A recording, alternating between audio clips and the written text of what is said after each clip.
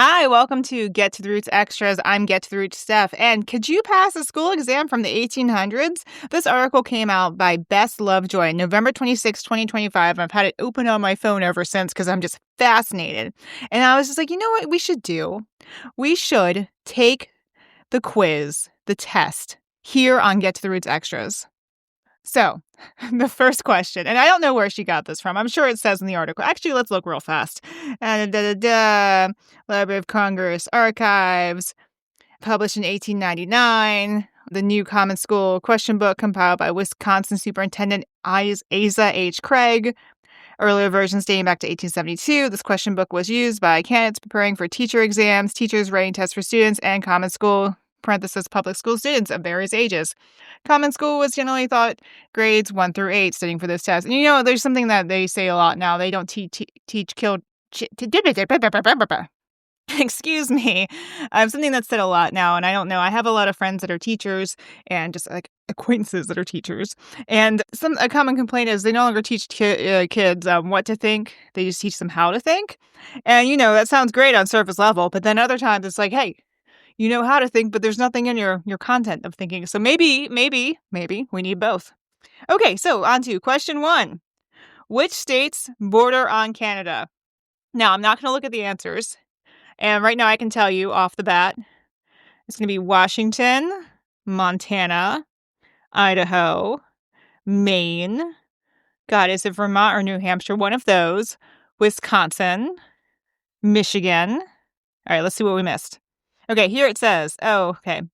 Here's the answer. Maine, New Hampshire, Vermont, New York. Oh, New York borders Canada. Duh. Michigan, Minnesota. Oh, forget about Minnesota. Don't you know? North Dakota, Montana, Idaho, Washington. Here's the next question. We're switching completely from geography. Question 2. What is the great... Oh, sorry. Can't even read. Yeah, go back to school, get to the root stuff, and teach me how to read. How great is the Earth's annual motion? Now, I don't think this is how it would be phrased now. So if you're following along at home, which I hope you are, or in the car, they're actually asking what speed is the Earth's annual motion, I think. Anyway, the answer is about 68,000 miles an hour. Let me know in the comments on YouTube or on any of the other platforms, how great is the Earth's annual motion? What is this actually measuring? The rotation of the Earth or how fast it travels around the sun? Because that would be my guess would be the latter, how fast it travels around the sun every year, but it could be how fast it spins around every year. I don't know. Probably around the sun, though, because it says annual. Okay. Question 3. Now, this is another one that's phrased weird. It might be kind of hard to follow along with, but what is essential in every syllable? Well, if we go back to the 1960s and 70s and one of the game shows out there, like the Match Game or the Game with the Couples, the Newlywed Game, one of the contestants might say, I never even heard of syllable. Because if you go on to YouTube and you watch a lot of the funniest clips from those shows, people will say things like, what's a rodent? Or, I never heard that word in my life. What's condiment? Because sometimes we just miss words. But a syllable, that's one of those things in words and that makes a sound. So the answer is, of course, a vowel. So you can't have a syllable without a vowel. Seems kind of obvious once you know the answer, when you know what they're looking for. And maybe you're getting this better than I am. Maybe I'm not really traumatized. I'm actually autistic. But for me, that was hard. This next one, we're going back to geography. And this is something I was never taught in school. What are the 5 largest islands in the world? I only know the first one. That's Australia. But next is Greenland, Borneo, Borneo, New Guinea, and Madagascar. I know about Madagascar. Didn't know New Guinea was as big as Madagascar, but okay. And I need to look up where Borneo is. Actually, we have a computer. We have the internet. Let's look up where Borneo is, because we are going to learn together on Get to the Roots Extras. You're going to have so much extra knowledge. Borneo is the world's 3rd largest island, a biodiverse tropical rainforest in the region of Southeast Asia, shared by 3 nations, Indonesia, Malaysia, and the small nation of Brunei. I've heard about Brunei from The Simpsons. Okay. Excuse me. I just burped. Excuse me. Okay. This is the next question. What do the words per cent mean? Well, it doesn't mean percents. It actually means by the hundred, which that makes sense, right? We always talk about percentages, and they're always wrong here in the modern world. Next question. What nations explored the country that is now known as the United States? Okay, I think I got this one. So I'm not looking at it. I'm going to say English, Portuguese, Spanish, and the Dutch. Oh, okay, here's the answer. The Spaniards, the English, the French, and the Dutch, or the Dutch. Dutchy Dutchy. Okay, what state is the geographical center of the United States? And so I'm glancing at the answer, they mean the continental United States, not counting Alaska or Hawaii. Okay, it says the answer is Kansas, or Kansas. It says Kansas if we do not include Hawaii in the United States. It is also the center of the population. Okay, well, I didn't know that. Oh, okay, so next one. So this is all for all you linguists out there, all you multilingual personas de hablo muchas idiomas en el mundo y I forget how to speak French and German right now. I don't think I know those words in French and German, but anyway, cierra la boca, ferme la bouche, cállate. What is the meaning of sargasso? And it is Spanish. It's a Spanish name meaning grassy. Have you guys ever read The Wide Sargasso Sea? I had to read that in high school. I did not think it was an adequate sequel to Jane Eyre. I love Jane Eyre. Read The Wide Sargasso Sea, and I'm like, oh, God. Oh, that completely destroys the romantic nature of the original book, which I think was the point. Good job to the author of that. Next question. What part of North America is the same latitude as England and Ireland? And so if you've ever looked at a globe, you would know this. I grew up in Maryland, as we say up there, Maryland. And I would always trace apart across the latitude line on the globe because I thought we were like equal with England. No, we're like Portugal or lower than that up there. And in Florida, I don't even know. We're so far further south. Anyway, the part of North America that's the same latitude as England and Ireland is the southern part of Canada. Very general answer for that one. Okay. Next question. You guys, are you acing this test? I know I'm not. How are the teeth set in the jaw? Like this question clearly written in the 1800s. Because, I mean, what a wide, ambiguous question that is. You'd have to have the teacher tell you, and you'd have to repeat it on the test. Because you could say up and down, perpendicular, straight. They're stuck in there. They're set in. They're attached to the gum. You could say in line with the mandible. But this actually says with long fangs, so they may not easily be started from their places. Started? This is started from their places, but I think it means moved. Anyway, the long fangs, that doesn't mean people have fangs. I'm pretty sure they're talking about what we now call the roots of the teeth, which that's fun. Teeth are spongy inside. Gross. Next question. How and by whom was alcohol discovered? Okay, so I'm not looking at the answer. Going into this, I know the Egyptians invented beer. And that's what the pyramids were for, back in Kemet. No, actually, I do know the Egyptians invented beer.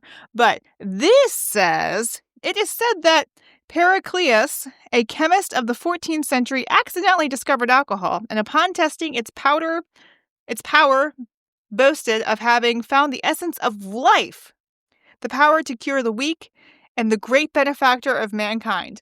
Which I don't think that's right.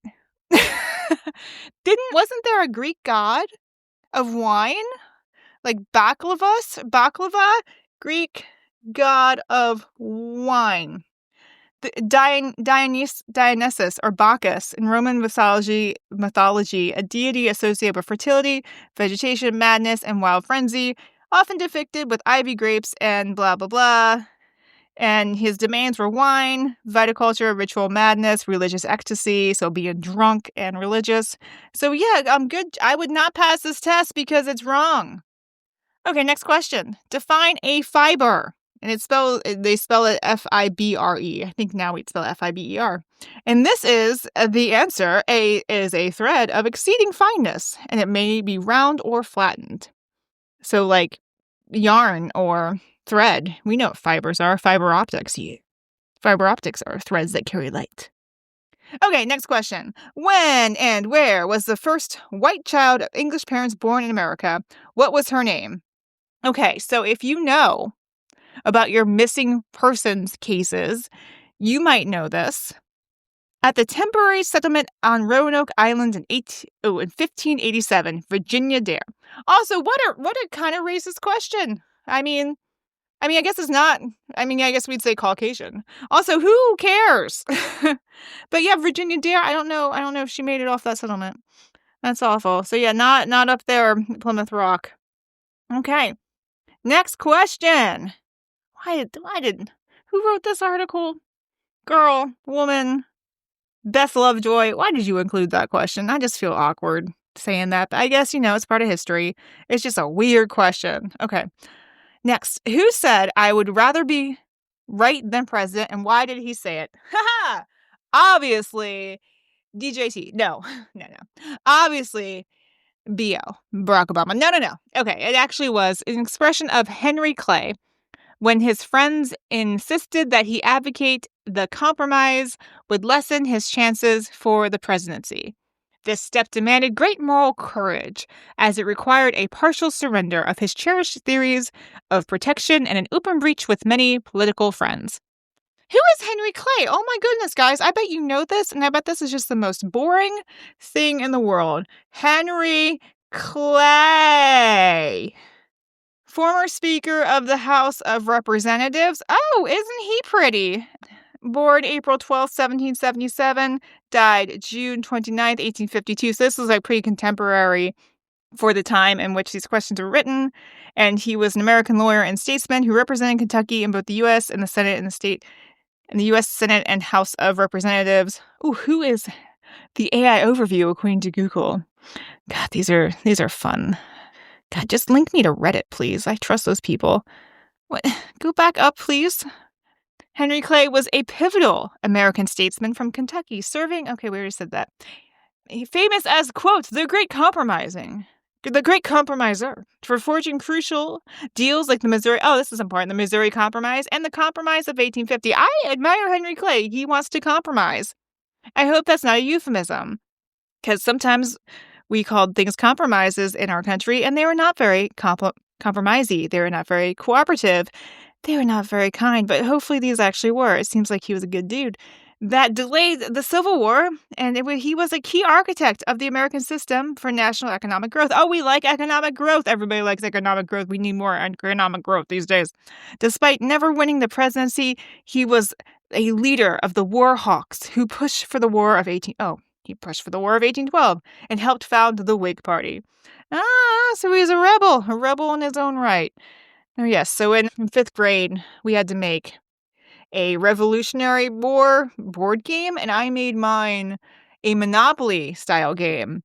And it was the Whigs versus the Tories. And my father, who is a grandiose narcissist who just makes up stuff because he's delusional and he likes to be a butthead, he goes, and he would deny this to this day, but I remember this clear as I can see one of my hands right now. He goes, well, Stephanie, my family, we were Tories because we were loyal to the crown. But he'd also walk around with his pinkies in the air and say, oh, I speak the Queen's English. Hi, Dad. I know you're not listening. I know you hate me. Okay. Next question. What is the area of the circle whose diameter is 1 foot and 1 inch? Wow. Now we need pi r squared, right? Anyway, I'm just not even going to try to math this.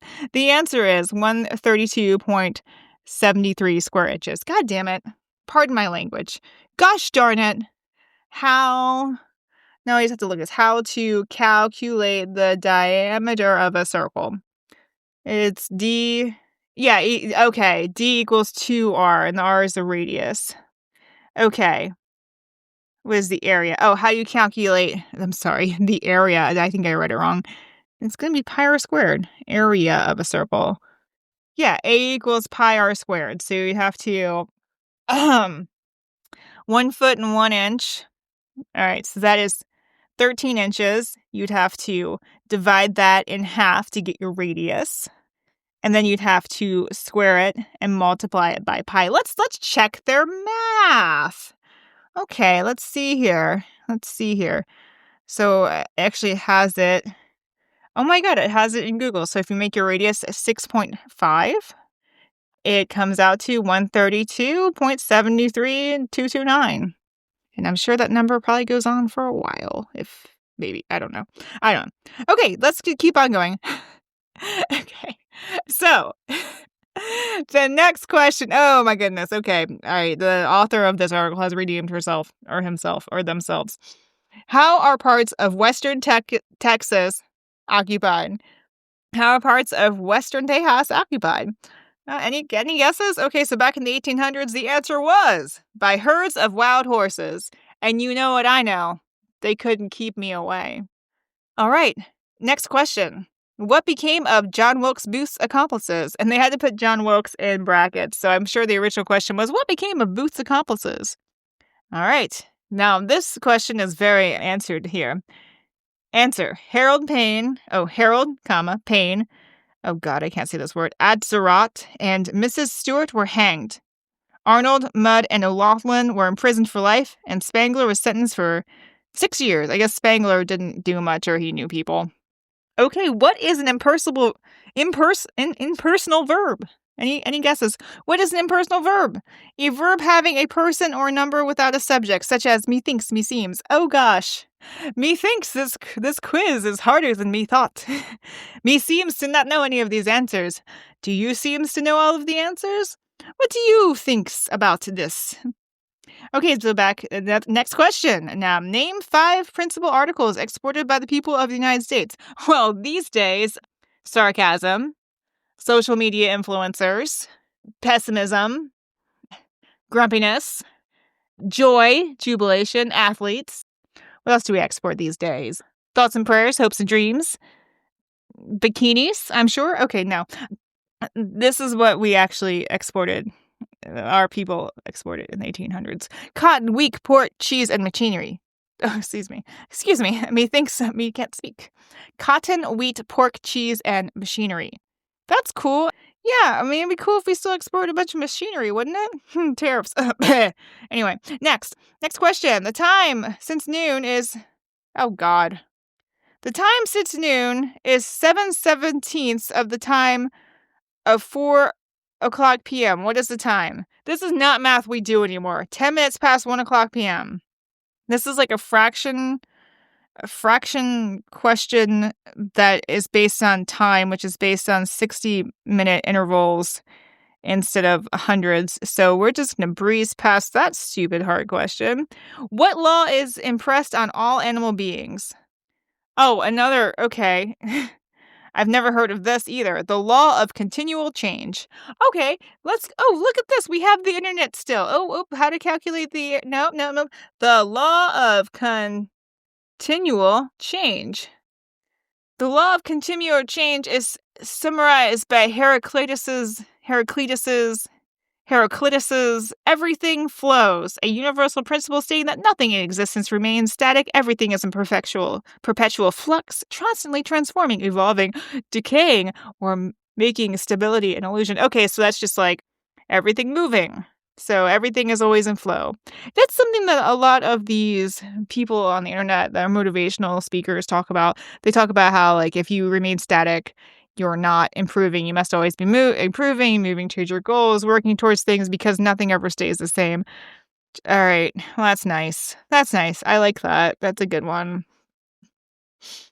All right, then I guess it also goes into, like, everything is decaying, one cell at a time. Next question. What is a standard unit? Well, I mean, this could have so many things. You could have units being like a monetary thing, like 18 units for $1, or I don't know.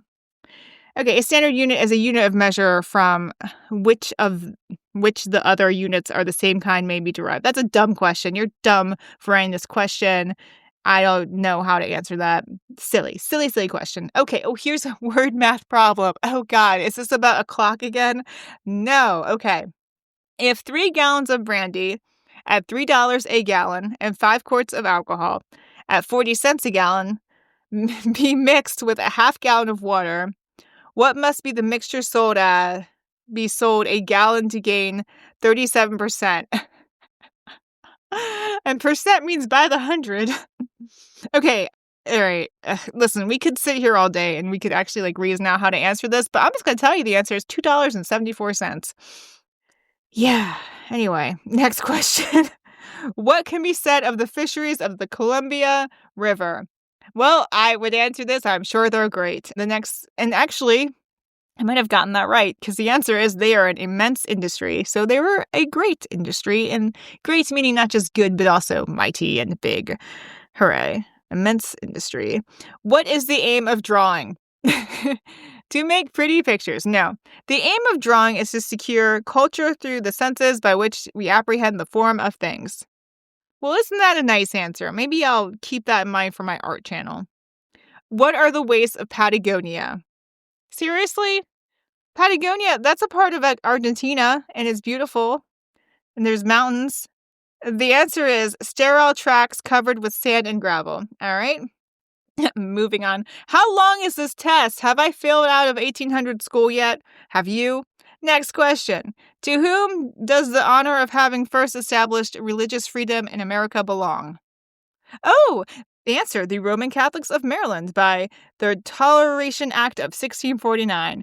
I certainly didn't learn that in a Maryland school. Okay, next. Jesus, this is a long test that we're all failing, you guys. What great calamity visited people of America in August 1793? Oh, this is something very important. The answer is the yellow fever broke out in Philadelphia and raged with such virulence that within 3 months, out of a population of 60,000, no less than 4,000 perished. So yellow fever was a big deal. Yellow fever sucked. In St. Augustine, where I used to live for a while, there's cemeteries where people were buried that all died from yellow fever, and there's a lot of plaques and information about yellow fever there. Awful. Oh, we have the internet. I think yellow fever is spread by mosquitoes. How is yellow fever spread, since I'm a moron. Yeah, it says yellow fever is transmitted to humans through the bite of infected mosquitoes. Certain mosquitoes have them, and then we're not going to go into that because it's boring. Next question. Why should care be banished from the table? Okay. I don't know what they mean by this, but here's the answer. Care or grief restrains digestion. The nervous action holds nourishing organs of the system back. But with merriment and pleasant thoughts, the opposite is the case. So I guess, if you're at the table, be happy because you're eating food. Oh, God, here's another word question. A word math problem. Ugh. A boy was hired to a mechanic for 20 weeks on the condition that he should receive $20 and a coat. At the end of 12 weeks, the boy quit work when it was found that he was entitled to $9 in a coat. What is the value of the coat? Apparently $7.50. All right. Oh my God. Okay. And with that $7.50 coat, we have finished the Could You Pass a School Exam from the 1800s U.S. History article by Bess Lovejoy, published on November 26, 2025. It's on historyfacts.com. Somehow, in my internet wanderings, I subscribe to historyfacts.com, a newsletter from Texas, a random newsletter from a county in Florida, which I don't even live in. And interesting facts too. And I don't know when I signed up for these. I'm sure I did because that's definitely something I would do. I don't know if my data was sold, but I read these almost every day. And this was the most interesting one in a long time. I hope that you enjoyed this quiz with me today. I hope that you passed all of the questions and I'm just a dunderhead. I hope that I've entertained you a little bit today and hope I've given you something to think about. We always look back through this lens and we think of the people in our past as either being really dumb or really smart or somewhere in between. We think about something that always stuck with me when I was in school is I had a teacher in 7th grade, and she told me that people in the past weren't stupid. They just weren't as advanced with technology. And also, just like today, false information spreads and things become acceptable knowledge until they're proven wrong. And then sometimes they're true, sometimes not true other times. Other times things are completely false. We thought that we were the center of the universe in that school, and clearly that was not true. I hope that you are having a beautiful day wherever you are in the world. Let me know what you thought about this quiz. Let me know if you ever come across anything like this and if you have any weird questions out there that are in old textbooks or the like. And I hope that you'll join me for my radio show on Radio St. Pete, Get to the Roots, from 3 to 5 p.m. for some fun folk music from some old timers and some new timers. Also, check me out on social media at Sparkle Weather, where I draw pretty pictures. And some of the pictures look good and some do not. But that's how we get there. That's how we do the law of continual change. If you do not practice something, you will not get better. And it does not matter how bad you start off with. If you do deliberate practice, you'll change in some way, and you can always see it as better. Another thing that I heard recently was artists don't get better with practice, they just get more confident about putting out bad art. And maybe that's what everything's all about. Have a great one, and thank you so much for tuning in today.